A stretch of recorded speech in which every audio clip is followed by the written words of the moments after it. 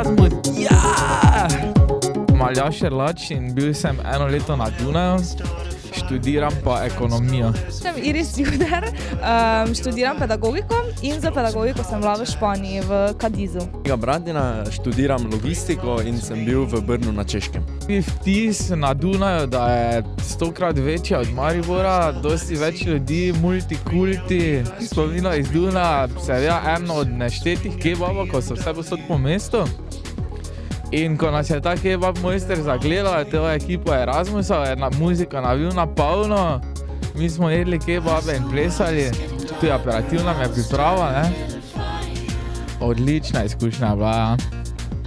Prvi vtis, ko sem prišla v Cadiz, je bil v bistvu velika zgubljenost, ker sem prišla v času tretjega največjega karnevala in je bilo povsod polno ljudi, maske, ogromno skratka dogajanja, tako da na začetku sem se zelo lovila, ampak potem uloviš utrip mesta in se znajdeš v sekundi. Tipični dan je izgledal tako, da sva zjutraj z prijateljico, s katero sem bila, sva šli v najboljšo pekarnico v mestu, kjer sva si vzeli te montadizo, se imenuje, take mini sendvičke z raznimi muffini in vsem odlično.